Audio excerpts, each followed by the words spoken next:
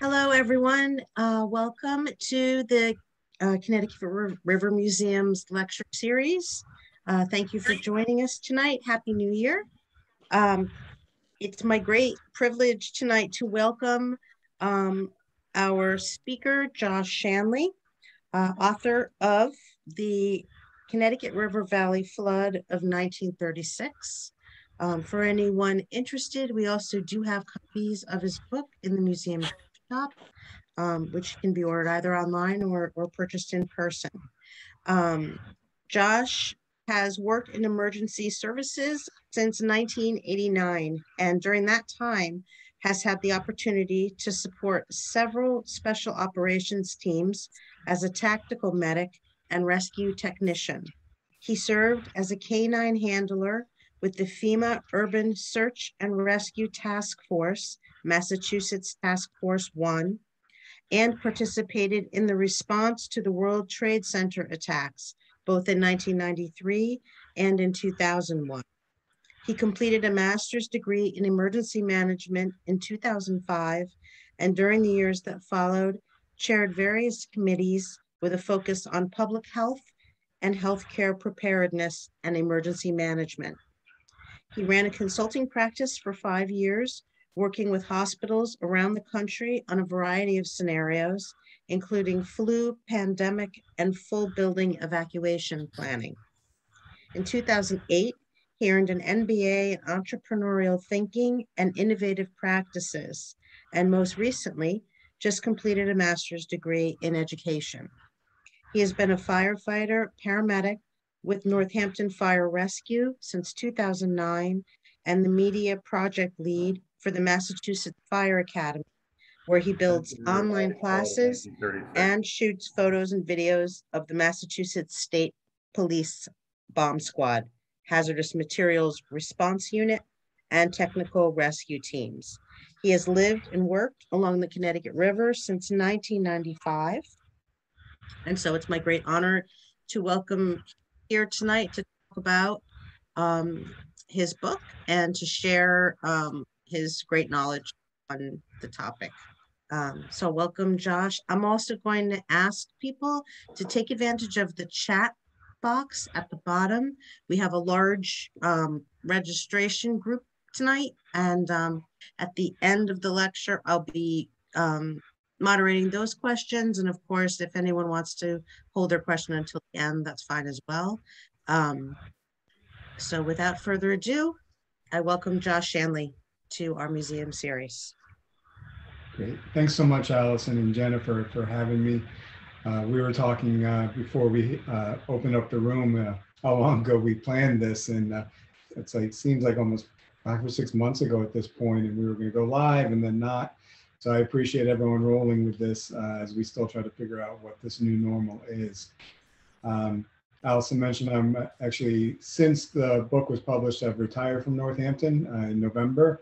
I still do work with them very closely. I saw those guys yesterday, and I'm very fortunate to continue working with them in the capacity of the fire department and the Mass Department of Fire Services. So I am very lucky to start my next iteration of doing great things. So I really appreciate it. And thank you all for your time tonight.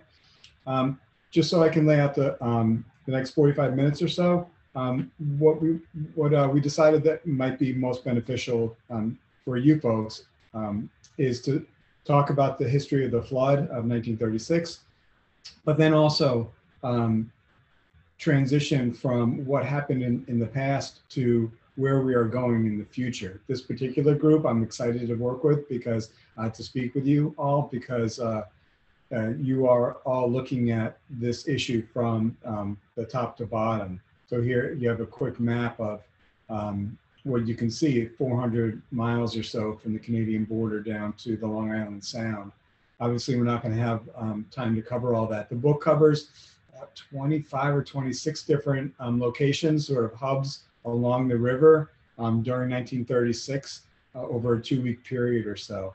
So we'll cover a few of them, and we can do kind of a virtual tour, and I'll show you a bunch of photos. And I don't think we're going to get any videos. I do have some old film from there, from that period of time. And then we'll sort of transition over and look at where the big issues are currently and where I think we are likely to be going along this corridor. Because climate change and the infrastructure that was built in the 40s after the flood has largely been unmaintained, and there are some areas of real concern. So please feel free to ask some questions as we go, and let's get going. So the 1936 flood obviously happened over a period of about 20 days in March. There were two events, and it's beyond the scope of just the Connecticut River Valley. My book focuses on the Connecticut River Valley, but really what I wanted to start with is sort of a macro view and show you that, you know, this incident involved essentially New England and the entire East Coast, from as far out as Ohio, down to Virginia and up into Maine. Our focus here has been on, or will be on, the Connecticut River Valley. You can see here just a swath of New England that was impacted. Tremendous damage over a sustained period of time. Again, this was a spring freshet, which is normal. There was March. It was a particularly cold winter, and what happened was that as the ice was especially thick, and when it started to rain, the rain had nowhere to go. Usually it would be absorbed into the snow. The snow was particularly hard, and it couldn't be absorbed, so it was washed into the river, into the tributaries of the Connecticut. This wasn't unheard of. I mean, this happened normally. If you go back into the early 1800s and the 1700s and further back still, you'll see that the farmers used to live with this. This was just part of the ecology. They understood.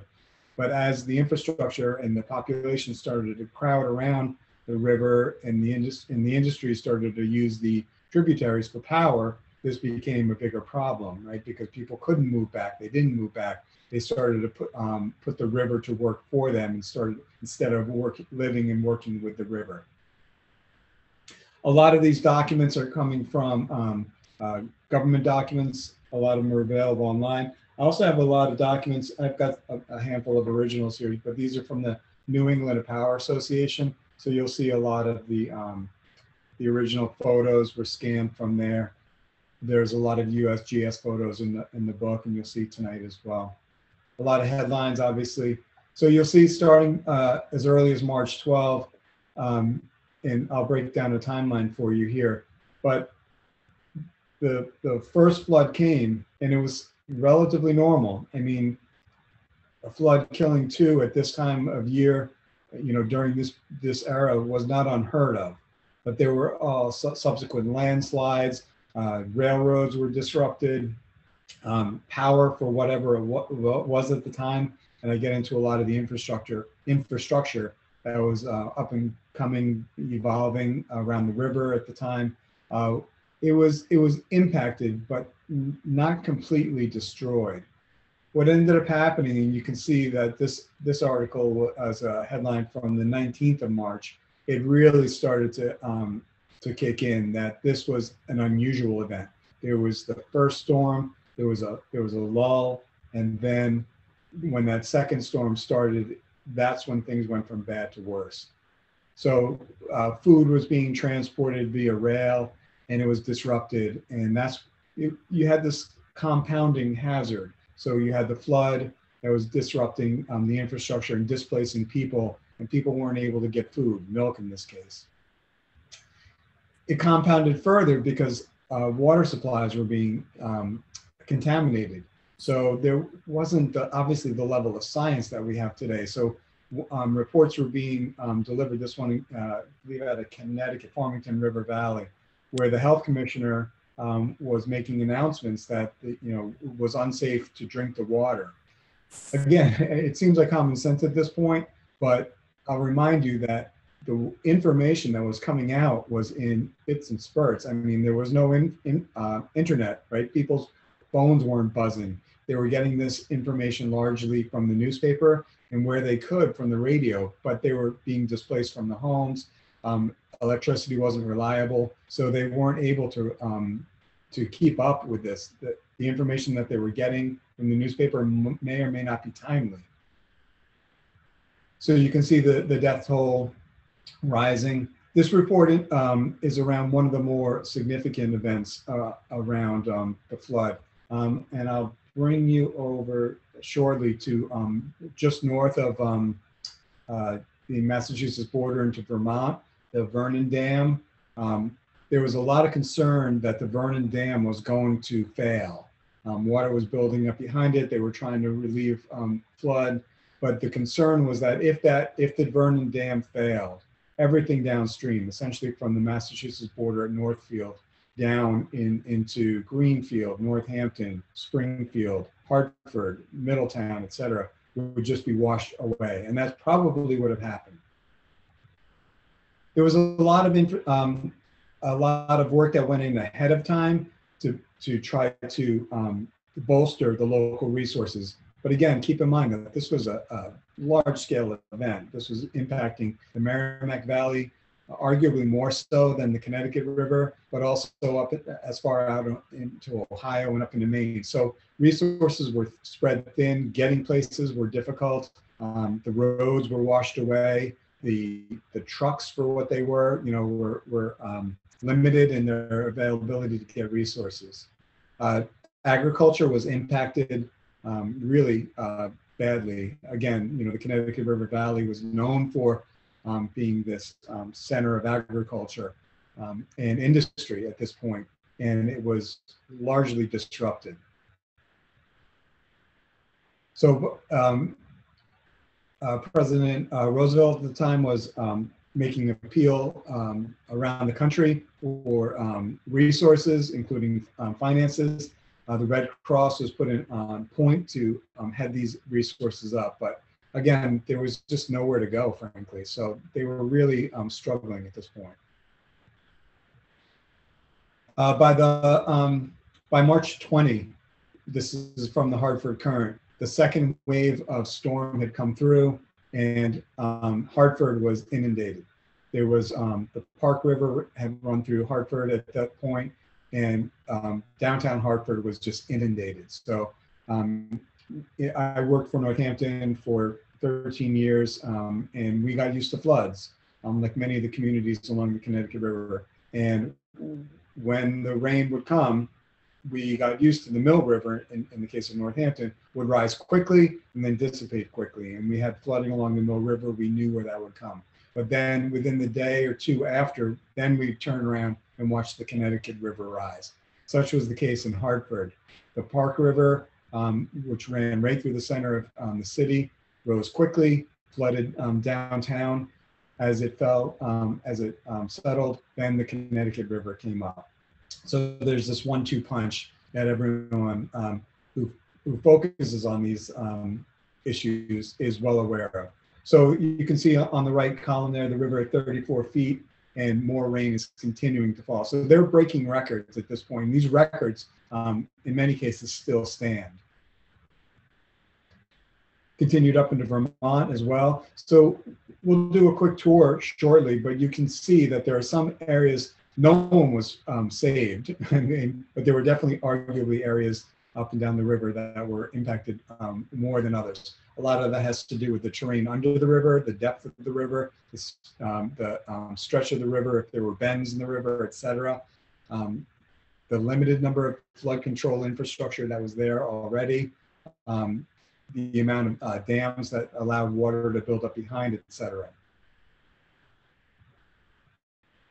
So again, this is a headline from Springfield, and you can get a sense of. So one of the things that the book looks at is not only the river, but the infrastructure. Again, the Connecticut River, as you all know, it was this hub of the Industrial Revolution. The factories there were built there because of the rivers and the tributaries. They were used to power the factories. So in accordance, the power plants that were also built along there were inundated as well. So I'll just read this from me. This is from, I relied on a lot of these federal documents as references for the book. So let me just read directly from this because I think it speaks volumes. From an evaluation of known historic records, together with evidence furnished by the texture, structure, thickness, and position of the recent flood sediments and materials associated with them, it is concluded that no flood as great or as greater than that of March 1936 has visited the Massachusetts portion of the Connecticut River Valley since civilization began there, and probably not for several hundred years prior to that time. Although there is no reason to believe that an equally or even more severe flood could not occur at any time in the future, the chances for such an occurrence at any time appear to be small. So what this document was saying, and this was published in 1947, looking back, was that even with that amount of perspective, 1936 still stood out. We'll talk for a brief amount about 1938. The hurricane of 1938, but that was a completely different event due to a hurricane. This was a spring freshet, so March of 1936 versus November, I believe, of 1938. Here's just the cover of, I feel like I know my friend Nathan C. Grover. I've read so much of his work going over this, getting ready for this book. So again, you all are well aware of the terrain, the general terrain of the Connecticut River and the tributaries, probably better than anyone that I've spoken to so far, so I appreciate that. This is a map from the Boston Globe looking at, I love these maps because they are just, they're hand-drawn and they just speak volumes. I mean, I could put up this map and we could speak about this for probably an hour or two, just getting into some of the issues that are called out here. So bridge out here, children down here, suspension bridges out, trains, the Vernon Dam, here it is. Vernon Dam, third largest in New England, in danger. Whole Connecticut Valley, state police warning all residents near the river. So there is actually an event on March 19, the Massachusetts State Police lose contact with the crew working at the Vernon Dam. In the Northampton Barracks, they make an announcement that the Vernon Dam, they assume the worst, the Vernon Dam has failed, and they call out for an evacuation order over the radio. I can only imagine the chaos that ensued. I wasn't able to find a lot of documentation on that, but assuming the worst, they made an announcement, the Mass State Police, that the Vernon Dam had failed. Thankfully, they were wrong, but the floodwater was relentless at that point. So here's just a quick table that was in one of the USGS documents. You can see that this is certainly nothing new. Going back as far as March of 1639, excuse me, there have been notable storms and accordingly floods that were related to these. So this is certainly not a new event, and we've had floods in the Connecticut River Valley, notably in 1938 with the hurricane, 1955, back-to-back hurricanes, and then probably again, remarkable was 2011 with Tropical Storm Irene. And then even last year with Henri. Henri threatened to take the same pattern as the 1938 hurricane, and that would have really tested some of the systems that were stressed, built in the 1940s, and really would have been stressed. Again, these are from the USGS documents, and I hope it's not too hard to see, but what I want to point out, well, first of all, I love these graphics. They're, for those of you who follow him, they're so Edward Tufte, they're just beautiful to me to watch. But you can see here, this first spike, this was the first event, the first rain event. And it peaked around March 12, March 13, and then the water started to drop off. So at this point, during this point in March, folks thought, well, the worst is over. There was another spring freshet, we'll get back at it. But then when the second storm came, the water was already elevated, the tributaries were already full, the streets were already flooded, and then it rained again. And that's when this peak happened here, March 19 into 20. You can see these are just different rivers throughout New England, and this is the Connecticut here, or this is the Connecticut River, excuse me, at different points. So this top peak is Hartford, This is Holyoke, the next peak down, then Middletown, and then Vernon, Vermont. So the reason that they're all different is because, again, the terrain underneath and the infrastructure that was built around them. A couple of different ways of looking at the same thing. Again, March 12 into 13, and then in the 19th into 20. The Scannick River is actually very close to me. I live in Broadbrook now, so I found this this graph particularly resonating. I go over this bridge all the time now. You can see different points, but these are well above flood stage at this point. I'm not exactly sure what this graph shows, but I just love it, and it's just very Edward Tufty. So I'll just leave it at that. Same thing, you can see New Haven, Hartford, Providence, Northfield, Vermont, along the Connecticut. March 11, 12 peaks, a dip, and then boom, again.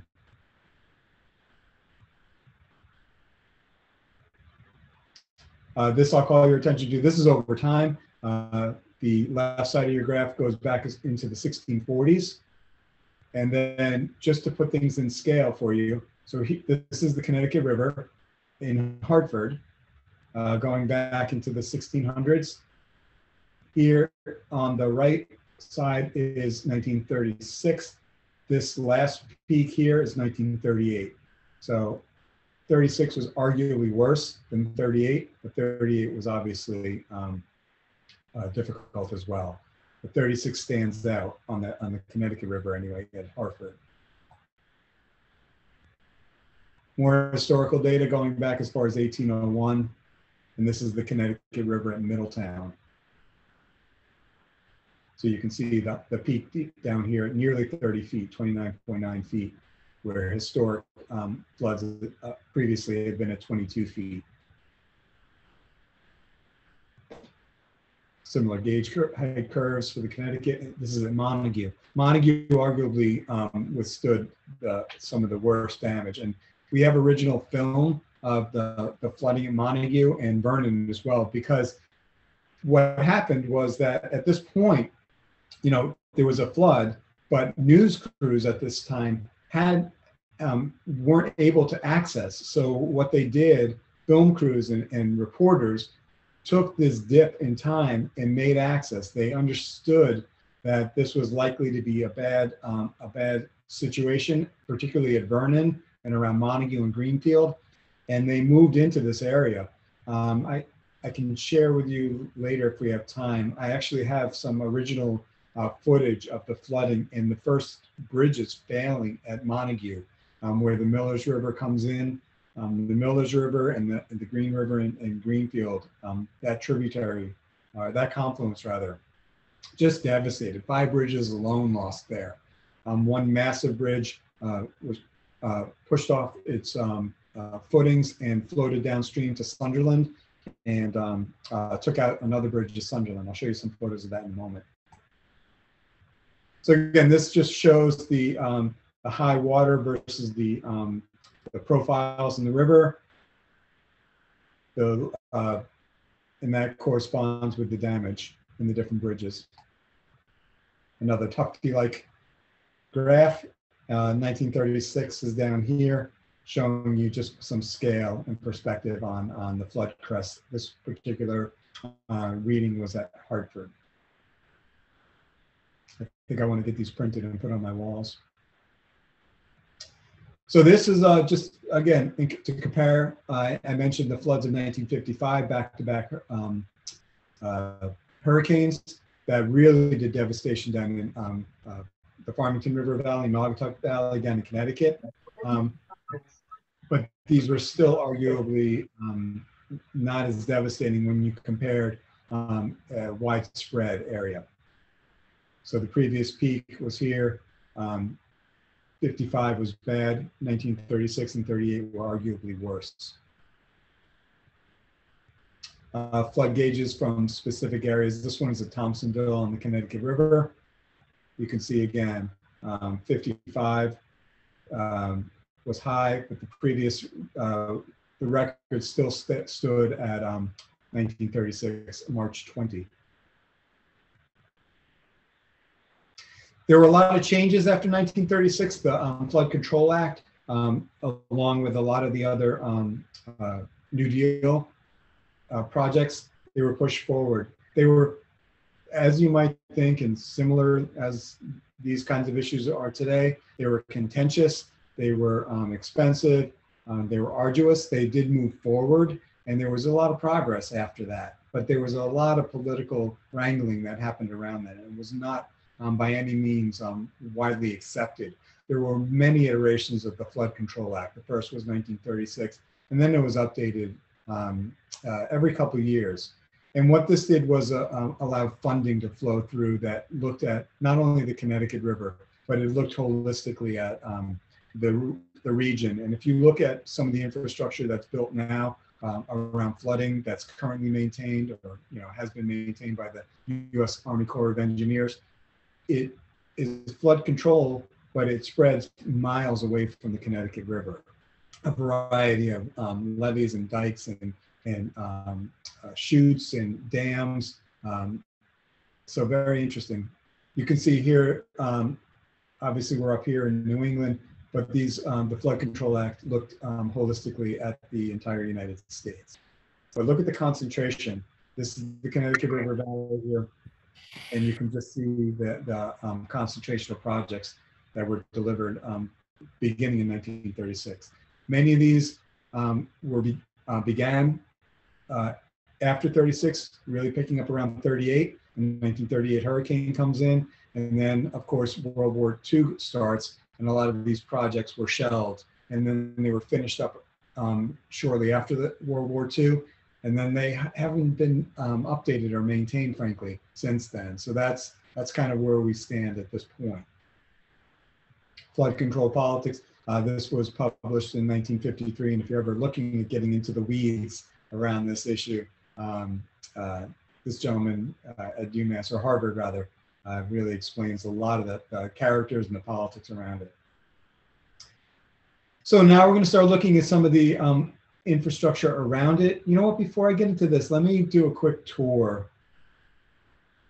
And Allison, if anyone is interested in any of the a specific community, again, you all are well aware of the 410 miles or so from the Canadian border down to the Connecticut, Long Island Sound rather. But what I tried to do here is take you on a virtual tour. And I have a bunch of hubs here, obviously, that you can see, but let me call your attention to some of the more interesting ones, along with some photos. This was Cumberford Station. And you can see these are original USGS photos. So these are original aerial photos taken at the time. You can see the ice on the north side at the top of your screen there, and just really just building up against that dam. These were different aerial shots from the New England Power Association book, along with the USGS book. I just think these images are amazing if you think of what it took to get these done. Fairchild was the company that actually manufactured cameras to get these images.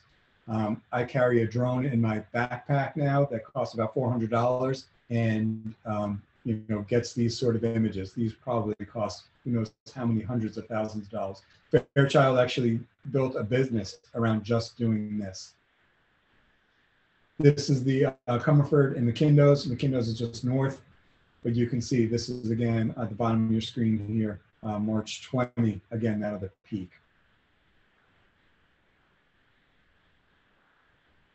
I'm sorry, McKindo's, yeah, McKindo's is just south.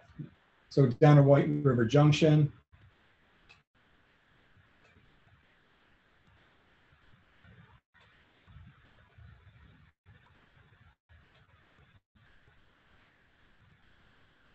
Wilder is one of the power plants that was updated. This is just south.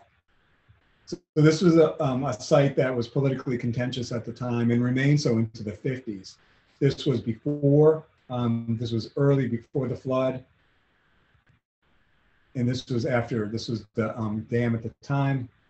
And then you can see a channel off to the West Bank for industrial purposes, and the factories there down below. So the the water was captured via that canal and turned the turbines, and most of the industry at this area was off on the west bank on the Vermont side. Excuse me. This goes into 1945, and you can see this had, since 1936, 1938, it was still politically contentious, and they were largely due to this back and forth between the politics of agriculture and the politics of industry. Ultimately, industry won out.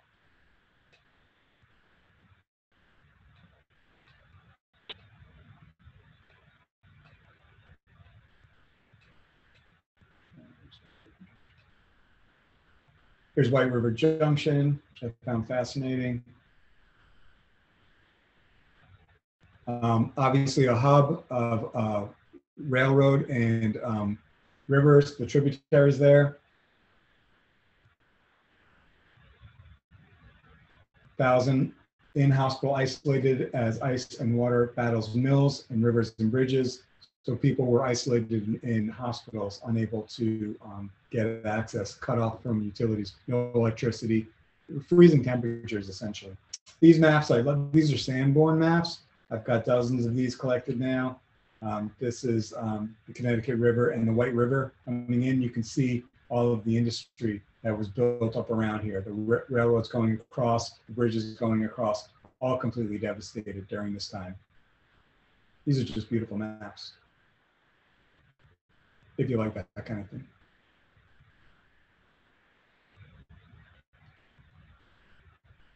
More reports. Let me get to some other photos.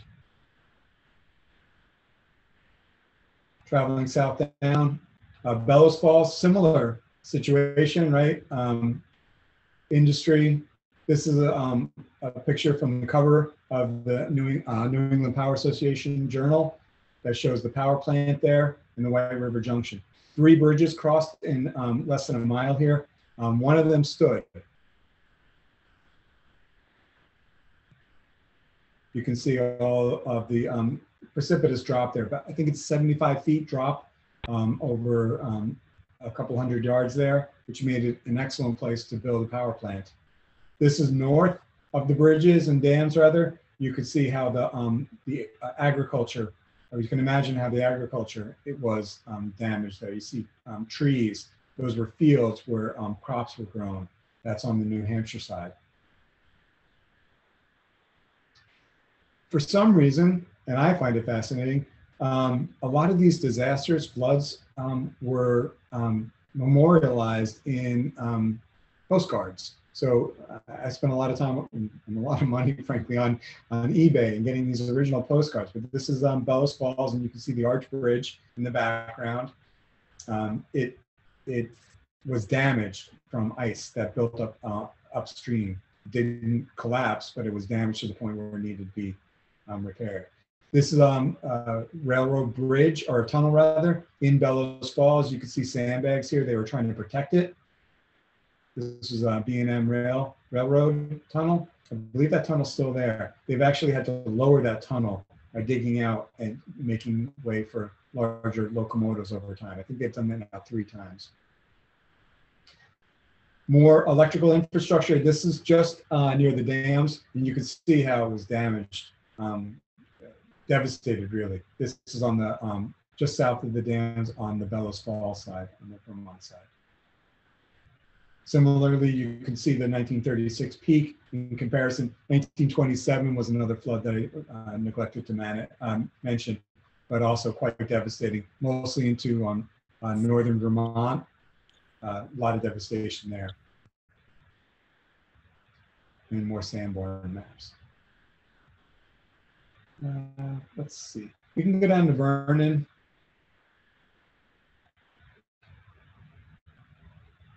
So this is the site of, there's a documentary made on the 1936 flood from WGBH. If you ever get a chance to watch it, it's riveting. As a matter of fact, a professor of mine from UMass, when I did my undergrad, genetics professor, I did horribly in genetics. he would be embarrassed for me to associate myself with him. But Professor Blagowski did a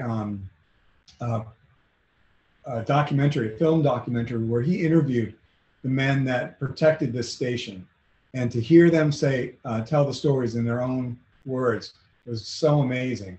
I found that really riveting. It's easy enough to find. It's online, WGBH, and I definitely encourage you to check that out. He also did an amazing documentary on the filling of the Quabbin, and he's a diver, so he actually goes in and looks at some of this stuff. I found it fascinating. So this is firsthand account of what it looked like to be standing on that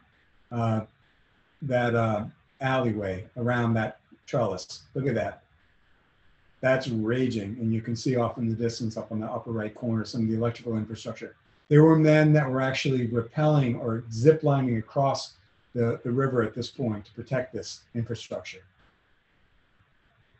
And that's on the upstream side of the Vernon station after the flood, I believe. The water was so high that it was crashing through those windows, and the men inside were protecting that.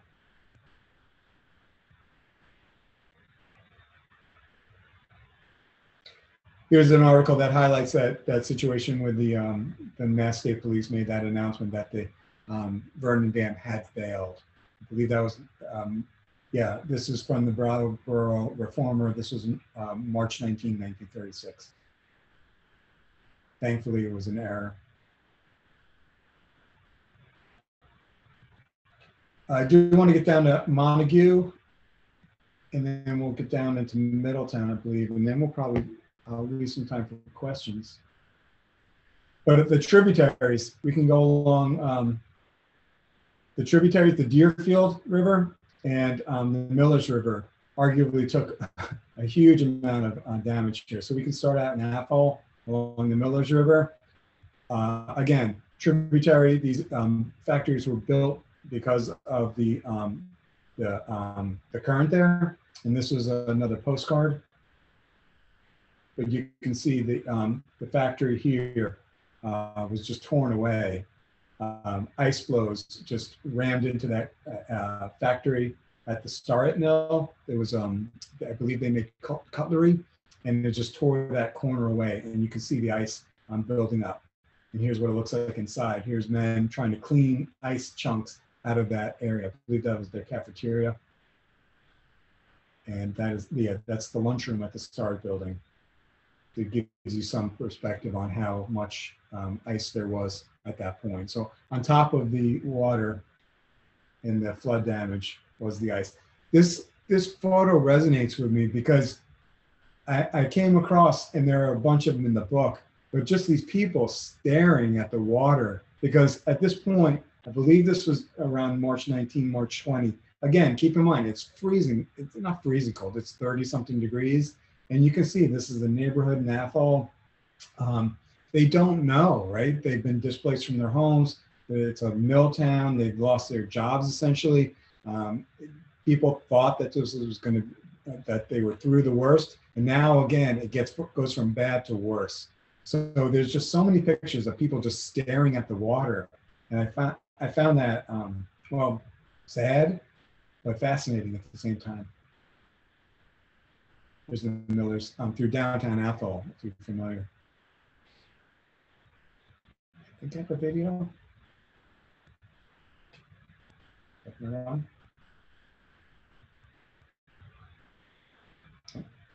Here's a video of Athol. I think we get mostly the same. I just got across.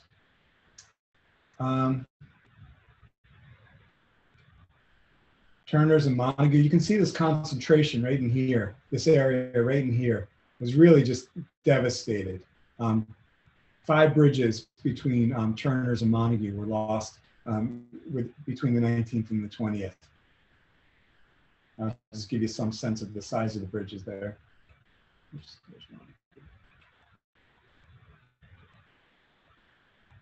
Three original bridges that went across. This is, if you're familiar with Greenfield, this is around the area of Cheapside. This is going across the Millers River. The rail bridge here on the left, And then the trolley bridge, we actually have film of this bridge falling, and then the covered bridge, which was just massive. There's the trolley bridge, and I've got film of that falling into the water. There it is again. Again, keep in mind, this is around the March 19, March 20. People have had time to get in there, and reporters are in there. It's not like everyone has a phone in their pocket at this stage of the game. Massive bridge, 750 feet long, I believe, double-decker, rail across the top, and carriages across the bottom.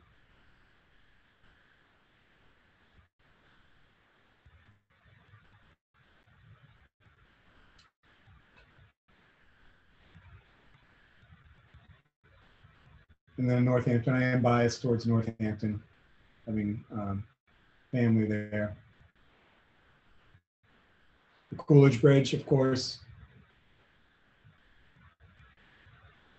Some of these photos are amazing. Coolidge Bridge still there, the rail bridge rather. And then this is the Meadows. This is on the Hadley side, I believe. That's the Hadley Fire Station in the background there, on the east side of the river.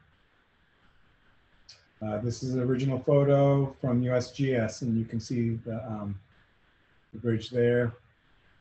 And this is looking towards the Hadley side from above Northampton. More devastation there. This would be Route 5 looking at Mount Tom. An aerial image, and I believe this is more up towards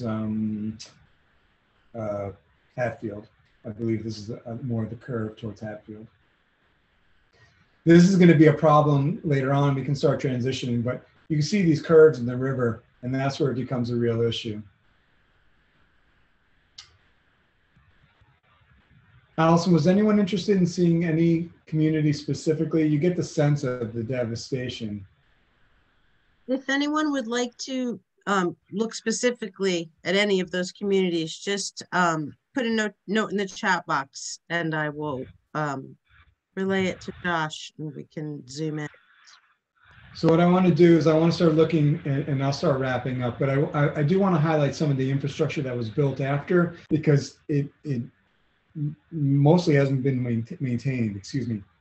And it's going to be a concern going forward. We do have a lower Connecticut Valley request, Josh, just FYI. Sure, here's Hartford. So this was after the flood, and you can see the infrastructure that was built. You can see the tower. It's the city line in Hartford is pretty distinct there. Same thing. I love this photo. You can make out, this is the coal factory there. The blue, if it were in color, you would pick out that blue tower. And I believe that's the Bulkley Bridge in the background. That's the Connecticut River. And the coal factory. The coal factory, I mean, I could have written a whole book on, you know, the infrastructure there and the industry there. I know books have been written about it. But I'll also call your attention. Excuse me, I'm sorry. We're looking at Holyoke, Mass. Oh, sorry. That's okay. There it is. Better? There it is. Okay.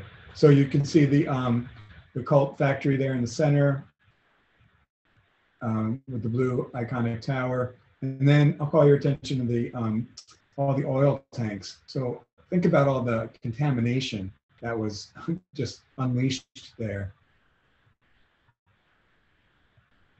That's the power plant just south of the city. You can just make out the tower in the upper left corner.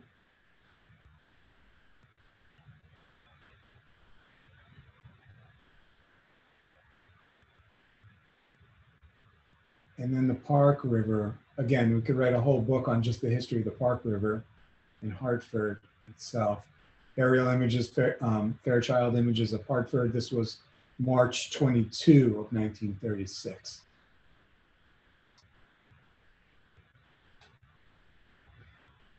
Tremendous amount of infrastructure. They essentially buried the Park River after this event, which was a massive undertaking. they did the same with the Mill River in Northampton. The Park River project was arguably more complex and bigger and more expensive. Doesn't look like I have any photos of that. And then getting down to Middletown,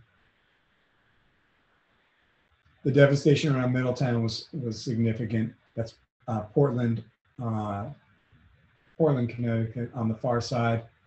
And you can see, I think I have another image of that bridge, the Coast Guard boat or the Navy boat trying to get upstream and running into that bridge. That bridge is still there. That's the bridge that turns on the center. If the name's escaping me, I'm sure you guys know.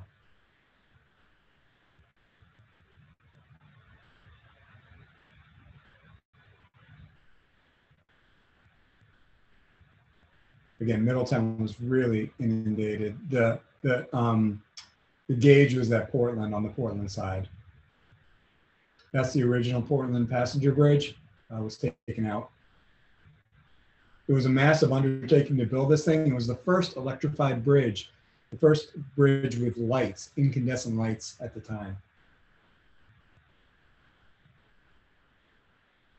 This is the airline bridge. So the airline bridge was a railroad bridge, and basically airlines refer to trains, railroads that were built to maintain straight lines regardless of the terrain, as opposed to just following the terrain. And railroad history, I'm sure there are some rail buffs on this call that could explain it better than I could. But huge infrastructures that were destroyed. All right. So there's obviously, arguably, more damage was done north, the further north you go, and that's just because of the terrain again. By the time the water got down, it was wider. It was not quite as steep, and vessels could get as far up to easily to Middletown. In some cases to Hartford, but at that time, not much further north of Hartford. So there's a lot of geology that goes into why the devastation was the way it was. Oops. So again, a lot of the infrastructure that was built after the flood is going to impact where we're going with climate change. This is, I made reference to this earlier, this was Wilder up around Bellows Falls. And let me just fast forward. What I did do, this was Chicopee. Chicopee got inundated. But let me get to some of the structures that were built. So this is a local protection project along the Chicopee River. And you can see this was a common approach after the 1936 and 38 floods. Riprap is poured, I'm sure you've all seen this, and flood walls, concrete flood walls were built, 20, 30 feet high. And it largely worked, but I probably don't have to tell you that the downside of this approach is that it's increasing the velocity of water, which is just doing damage further downstream. So they're shifting the problem, not necessarily solving the problem. But this was just the method that was used at the time. Here's some images of the Park River. The map on the left shows it going right through downtown.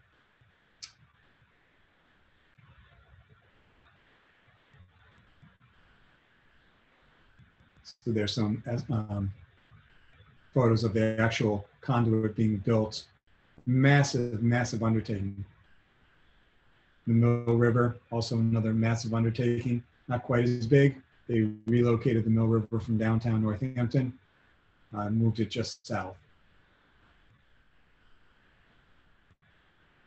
If you're familiar with Northampton, that's City Hall in Main Street.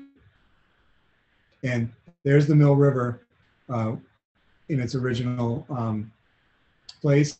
There's the roundhouse, and there was infrastructure that crossed over the Mill River to move gas and processed oils over into that tower. Obviously, it was disrupted.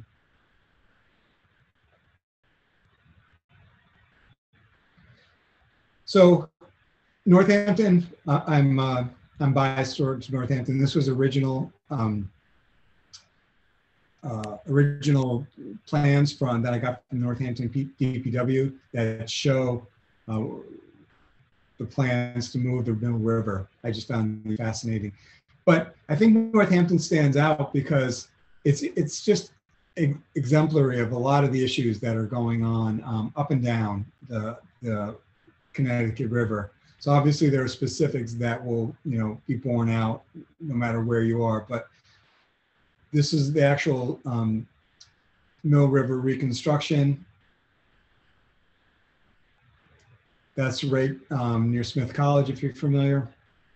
And again, same approach, right? Hardening. Hardening was the way that it was approached. So fast forward now, 2011. This is that same area. That's the Northampton Electric Lighting Company.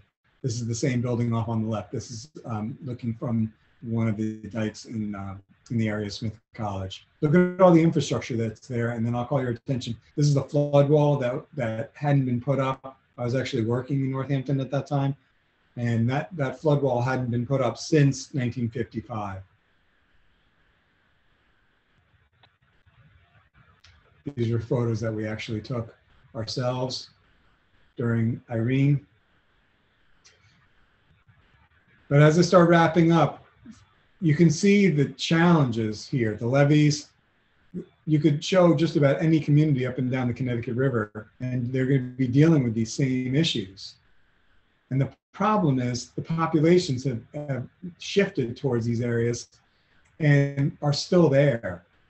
So just generally look at some of these numbers, the amount of land that's in these areas, and arguably on the other side of the river in Hadley now, the numbers would add up more so because there's more commercial property over there, but it's just a tremendous amount of a concentrated area of industry and population, people living here, where if these systems fail, they would be devastated. This is just a snapshot of the Connecticut River at Northampton, but again, it's exemplary of many of the communities up and down the Connecticut. Let me get to some of the photos that I have here. I'm sorry, I don't want to take up too much of our time. This is some of the, so this is original infrastructure that was built post 36 into 38, finished around 1940. And this is Route 5 going through Northampton. It looks the same in West Springfield, down into Springfield and Hartford. It's a little different, same idea. You can see riprap. So the problem with this system is that the riprap was built and then this, they were not maintained. The systems were not maintained. So all these shrubs, the trees that are growing at this weaken the systems. So these, in Hadley, there's a real problem brewing with a severe bend, a 90-degree bend in the river, and the riprap looks very similar. And if a flood on the scale of 36 or 38 comes through, there is real concern for good reason that Hadley, Middle Street, West Street, and Hadley could be inundated. So what I'll finish up with just showing you some of the flood control infrastructure that was built around 1940. There's the building. You can see the flood wall in the background. There are 4 engines in this building that essentially they're well maintained, but what you see is what you get. 4 diesel powered engines built around 1940, and that's what was protecting the city. Same could be said for many of the communities up and down the river. So I call this to your attention because the infrastructure was built in the 40s and hasn't been maintained, or this is what's in protecting Northampton today.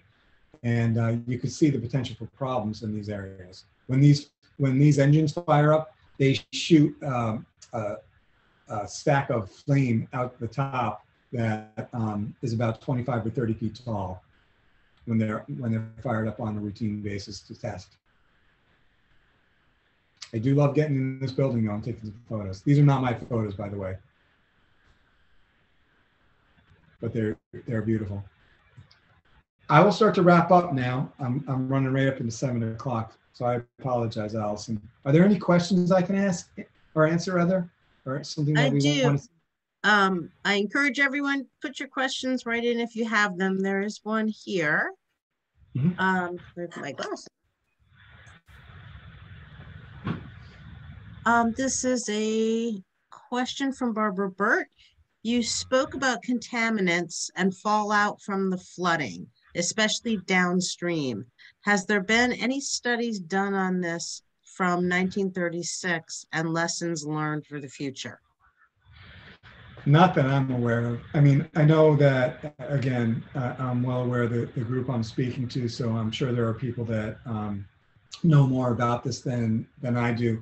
But dam removal is a huge issue right now. And from my basic understanding of it, the challenge is that the sediment contains contaminants. So I know in Northampton, we just removed one dam, and the cost of removing those sediments with the heavy metals and all the industrial waste from going back generations was a huge expense. And every small dam that was built along the tributaries, has the potential to do that. So there's a huge amount of cost and logistics associated with that.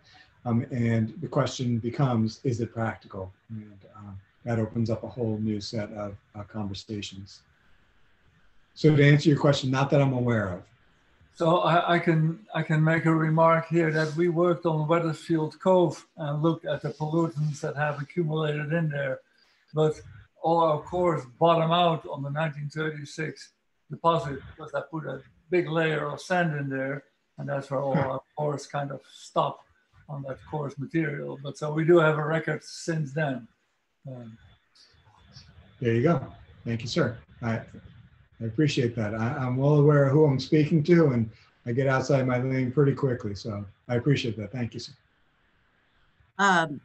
Okay, we have another question. This from, thank you, Yope. This from Michael Trom to everyone. What do the engines do? I was going to ask that question. It's flood control. So when the water reaches a certain level, they turn they're pumps. The engines turn pumps, and they pump water out of a channel back into the river.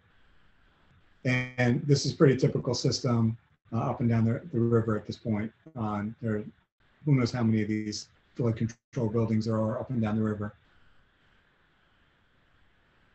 I'm not a mechanic, but I've been in this building several times, and they're just beautiful. I mean, to see them and to watch them work is amazing. They are loud. I was going to ask that. Really? Yeah. Well, from the 1940s, I would imagine. You don't mind staying in a small brick building with 4 jet engines running at the same time? That's about how loud they are. Okay. Anyone else have any questions? Pop in. Just on the back side of that flood wall, and this is the Mill River here on this side. So it just pumps it out from the Mill River back out onto the Connecticut side.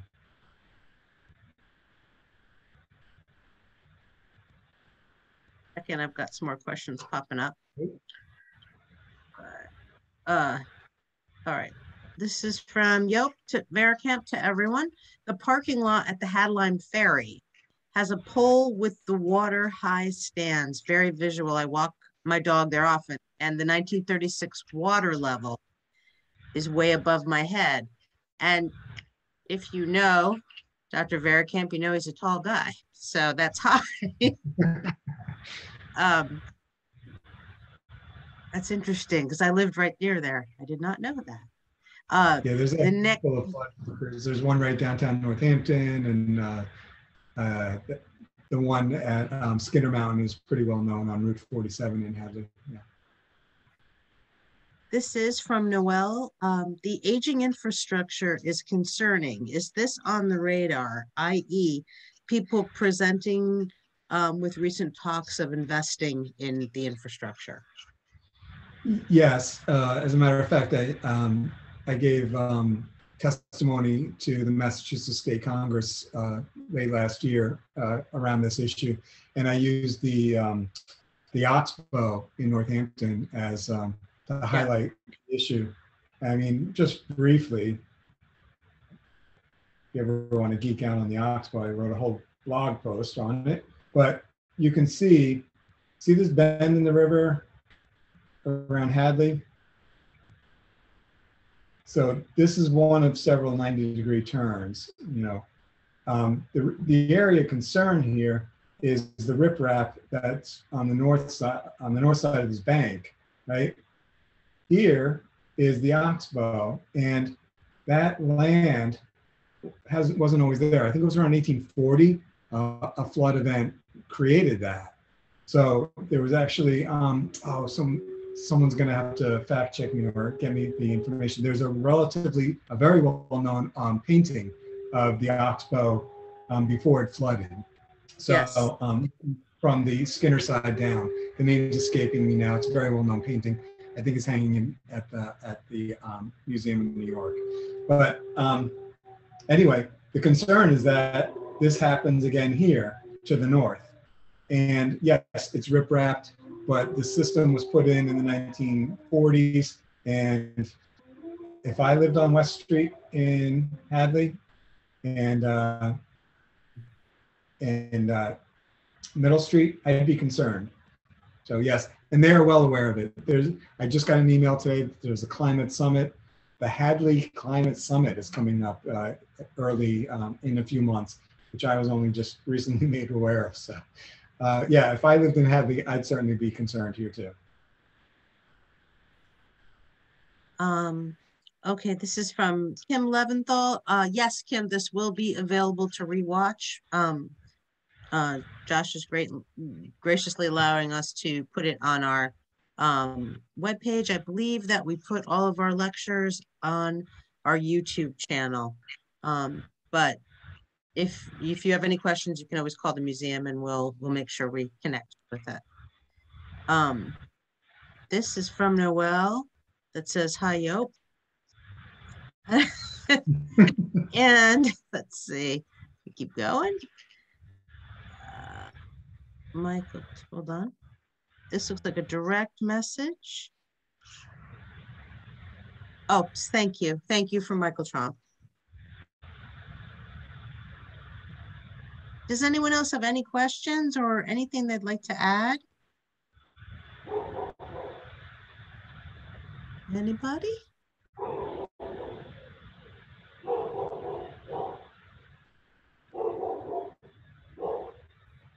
Okay. Well, please feel free if you do have any questions. You know, you can always, you're welcome to contact me and I'll reach out to Josh if we can answer them, we will. Oh, we got one more. Oh, we have a couple questions. Hold on. Does emergency management systems connect the E. coli management in the river flooding? No, I mean, I think in general, the short answer is no, but emergency management in general works very closely hand in hand with public health. So, if something does come up, a boil water order does come up, we would work pretty closely with them to make sure that's distributed. But that's not the kind of thing emergency management as a discipline tracks. But public health largely does, yes. This is from Kathy Malin, a big thank you. Thank you. And from Hilaire to everyone, thank you. This was interesting. This from Diana West. Hadley is currently working on finding the funding for a multi-million-dollar project to fix the dike system.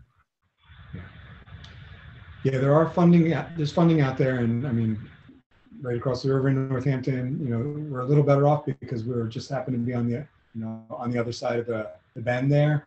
The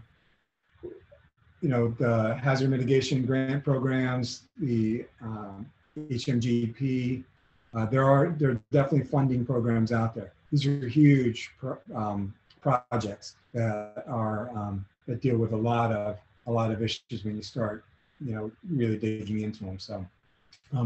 Yes, they are well aware, and it falls into hazard mitigation.